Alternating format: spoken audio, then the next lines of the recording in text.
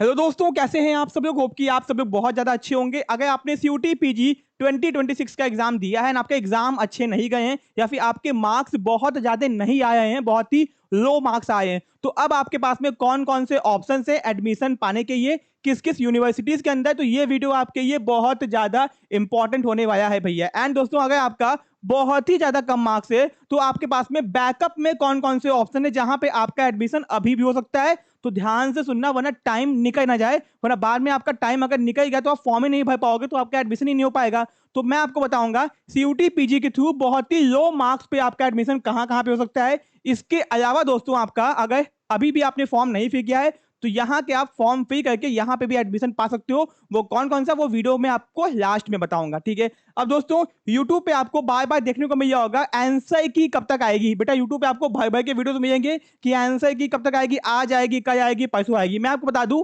Answer की से पहले आपकी आएगी प्रोविजनल आंसर की।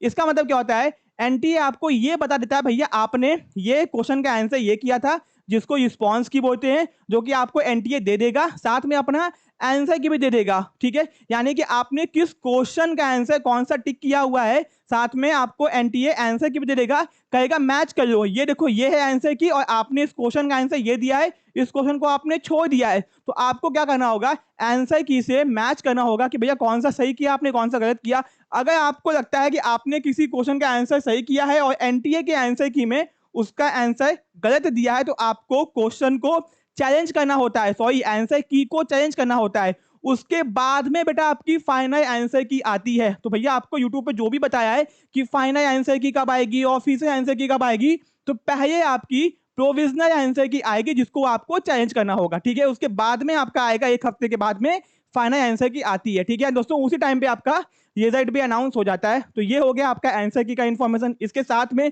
अब आते हैं कम मार्क्स वालों के ये 3 बैकअप ऑप्शन कौन कौन से रहेंगे, ठीक है। सबसे पहले दोस्तों, मैं आपको जो बता रहा हूं ध्यान से सुनना। आपको क्या करना है कि कुछ यूनिवर्सिटीज दोस्तों ऐसी हैं जहां पे आपका अगर बहुत कम मार्क्स आया है ना, सेंट्रल यूनिवर्सिटीज, तो भी आपका एडमिशन यहां पे हो सकता है, ठीक है। यहां पे ध्यान दो दोस्तों, ये है आपकी यूनिवर्सिटीज। एक है आपकी सेंट्रल यूनिवर्सिटीज, दूसरी ये स्टेट, तीसरी आपकी गवर्नमेंट इंस्टीट्यूशन फुली फंडेड, और दोस्तों आपके लास्ट में है डीम्ड यूनिवर्सिटीज या फिर प्राइवेट यूनिवर्सिटीज। तो पहले देखते हैं सेंट्रल यूनिवर्सिटीज भैया, ठीक है। यहाँ पे आ जाओ दोस्तों, यहाँ पे ध्यान दो कि अब यहाँ पे कौन कौन सी यूनिवर्सिटीज ऐसी हैं जहां पे कम मार्क्स पे भी आपका एडमिशन हो जाएगा, और अगर आप यहाँ से पास में आते हो तो यहाँ पे अप्लाई जरूर से करना, ठीक है। अब दोस्तों, और ये चेक कर लेना कि वो कोर्स वहां पे अवेलेबल है कि नहीं। सबसे पहले दोस्तों, आसाम यूनिवर्सिटी, यहाँ पे कट ऑफ बहुत ज्यादा हाई नहीं जाती है। बीबीएयू, यहाँ पे बहुत कम मार्क्स पे भी एडमिशन हो जाता है। अगर आपको एमबीए करना है यहाँ से तो बहुत लो मार्क्स पे आपका एडमिशन यहाँ पे हो जाएगा, ठीक है। आपका 90 मार्क्स पे भी एमबीए में एडमिशन यहाँ पे आराम से हो जाएगा। यहाँ पे फाइनेंस भी है, एचआर भी है, मार्केटिंग भी है एमबीए के अंदर, ठीक है। तो दोस्तों बीबीए आपका सैटेलाइट सेंटर यहाँ पे भी हो जाएगा। फिर बीएचयू में आपका लो मार्क्स पे एडमिशन नहीं हो पाता है। बीएचयू एक अच्छी खासी टॉप की सेंट्रल यूनिवर्सिटी है, यहाँ पे होता है, बट लास्ट में जो सीट बच जाती है उस पर एडमिशन होता है, ठीक है। तो आपका पहले 2-3 में हो गया। फिर सेंट्रल संस्कृत यूनिवर्सिटी, यहाँ पे भी हो जाता है। फिर दोस्तों आंध्र प्रदेश, यहाँ पे गुजरात, हरियाणा, हिमाचल, जम्मू, ये जो आपको दिख रहा है दोस्तों ना, यहाँ से एक आपका बीएचयू के बाद से एक 5वें से एक आपका 14 तक, यहाँ पे आपके कम मार्क्स पे एडमिशन होते हैं। आप पीछे से आए के कट ऑफ उठा के देख लो, आपको दिख जाएगा भैया कम कम मार्क्स पे यहाँ पे एडमिशन हुए हैं। तो अगर आपका सीयूटी पीजी अच्छा नहीं गया है, इन यूनिवर्सिटीज में अगर आपको एडमिशन चाहिए तो जरूर से अप्लाई करना, ठीक है। बिल्कुल भी भूलना मत दोस्तों, ठीक है। अब आगे आते हैं, यहाँ पे हो गया फिर क्या, Odisha, Punjab, Rajasthan, central university of south Bihar, low marks की सबसे ज्यादा फेवरेट यूनिवर्सिटी। अगर आपके मार्क्स बहुत ज्यादा कम आए हैं तो CUSB, central university of south Bihar में फॉर्म भरना बिल्कुल भी मत भूलना। यहाँ पे आपका बहुत कम मार्क्स पे एडमिशन हो जाते हैं और दोस्तों यहाँ पे सीटें जल्दी भर जाती है। तो अगर आपके मार्क्स कम आए हैं, आपको वन टाइम में ही एडमिशन चाहिए, तो central university of south Bihar में फॉर्म को जरूर से अप्लाई करना। देख लेना कि आपका कोर्स वहां पे अवेलेबल है कि नहीं, उसके बाद में करना, ठीक है। फिर दोस्तों आपका तमिलनाडु हो गया।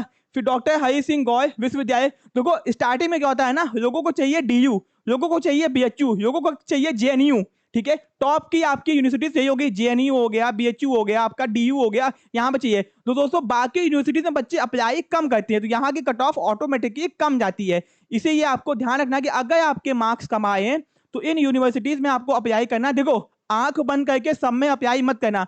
आपका स्टेट कहाँ पे है, आपके स्टेट के सबसे पास में कौन सी यूनिवर्सिटी है उसको देख के अप्लाई करना। क्योंकि देखो मार्क्स कम है तो आपको बहुत दूर जाके पढ़ने का कोई फायदा होगा नहीं, तो अपने स्टेट के पास में कौन सी सेंटर यूनिवर्सिटी ये पता करिए ना, वहीं पे अप्लाई करना पड़ेगा, ठीक है। ओके, अब दोस्तों यहाँ पे आ गया जीएमआई के कुछ कोर्सेस आपके होते हैं सीयूटी पीजी के थ्रू, और इनके खुद के एंट्रेंस एग्जाम भी होते हैं जिसका फॉर्म का डेट बचा हुआ है, अभी भी अप्लाई कर सकते हो, ठीक है। फिर दोस्तों महात्मा गांधी ये हो गया, महात्मा गांधी सेंटर यूनिवर्सिटी बिहार, भैया यहाँ पे भी बहुत कम मार्क्स पे एडमिशन होते हैं। मैंने पिछले साल CUSB central university of south Bihar, Mahatma Gandhi central university Bihar के कट ऑफ को कवर किया था। बहुत जेन्युइन कट ऑफ हो गई थी बेटा, बहुत कट ऑफ गई थी।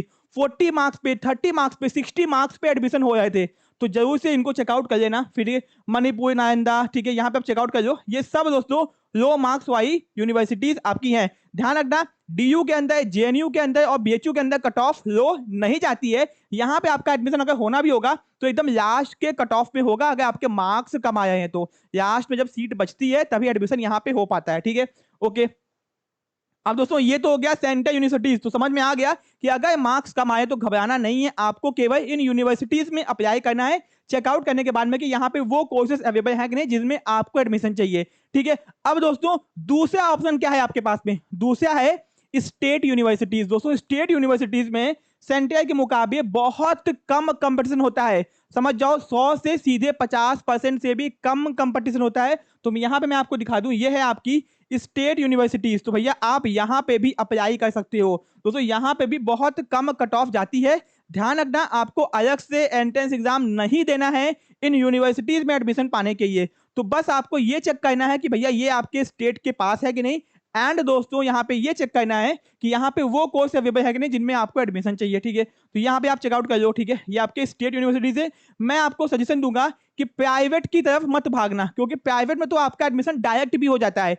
कहने के ये CUT PG में इनको दिया गया, बट इनमें एडमिशन डायरेक्ट भी हो जाता है। तो आपका भैया CUT PG दिए हो नहीं दिए हो डजेंट मैटर, डायरेक्ट की तरफ स्टार्टिंग में मत भागना, कोशिश करना सबसे पहले सेंट्रल यूनिवर्सिटीज, उसके बाद में स्टेट यूनिवर्सिटीज।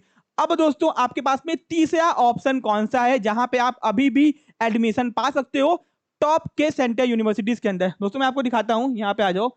अब दोस्तों आपको क्या करना है, ठीक है, तो बेटा आपके सामने यहाँ पे ध्यान दो कि JMI और AMU, जामिया मिल्लिया इस्लामिया और अलीगढ़ मुस्लिम यूनिवर्सिटी, ये टॉप में आती हैं दोस्तों अभी भी, और इनके खुद के एंट्रेंस एग्जाम होते हैं।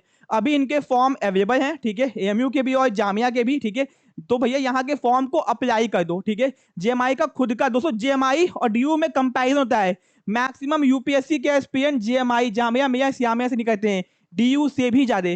तो बेटा जामिया AMU एकदम टॉप पे आते हैं, इनके एंट्रेंस फॉर्म को भर देना। AMU में बहुत सारे कोर्सेज हैं, जामिया में बहुत सारे कोर्सेज हैं, मेडिकल के कोर्सेज दोस्तों, इंजीनियरिंग के, बीटेक के बहुत कोर्सेज हैं, तो यहाँ पे अप्लाई करना मत भूलना दोस्तों। नाम से मत परेशान होना, यहाँ पे हिंदू मुस्लिम दोनों पढ़ते हैं, जैसे BHU बनारस हिंदू यूनिवर्सिटी में हिंदू भी है मुस्लिम भी है, वैसे दोस्तों AMU और JMI में हिंदू भी है और मुस्लिम भी है। लोगों को कंफ्यूजन होती है इस बात को लेके कि सर ऐसा तो नहीं है कि वहां पे ज्यादा मुस्लिम होंगे ज्यादा हिंदू होंगे, ऐसा कुछ भी नहीं दोस्तों। यहाँ पे कोएड एजुकेशन है, जिसका अच्छा मार्क्स आता है उसी का एडमिशन होता है। यूनिवर्सिटी के नाम से ये डिफाइन नहीं होता वहां पे कितने कौन कैसे क्या लोग पढ़ते हैं, सब लोग यहाँ पे पढ़ने आया है। तो भैया आपको केवल देखना है कि टॉप यूनिवर्सिटीज कौन सी है, ठीक है। अब दोस्तों तीसरे आता है लखनऊ यूनिवर्सिटी, ठीक है। फिर दोस्तों आता है, अब लखनऊ को नीचे कर दो, इसके बाद दोस्तों JMI और AMU के बाद में आएगा AUPGAT इलाहाबाद यूनिवर्सिटी, इसका नाम है AUPGAT Allahabad university post graduate admission test, ठीक है। इनका भी खुद का एडमिशन एग्जाम होता है, ठीक है। ध्यान रखना सबसे खास बात कि यहाँ पे नेगेटिव मार्किंग भैया नहीं होती है, नेगेटिव मार्किंग नहीं होने से यहाँ पे बहुत कम मार्क्स पे आपके एडमिशन हो जाते हैं। MBA भी है, MCOM भी है, एंड बहुत सारे डिफरेंट कोर्सेज यहाँ पे अवेलेबल हैं। तो सबसे पहले CUT PG के अलावा JMI के फॉर्म भर सकते हो, AMU के फॉर्म भर सकते हो, AUPGAT का फॉर्म अभी आया नहीं है, आएगा तो यहाँ के भी फॉर्म भर सकते हो। फिर दोस्तों आपका आता है लखनऊ यूनिवर्सिटी, ये भी बहुत ज्यादा इमर्जिंग यूनिवर्सिटी है,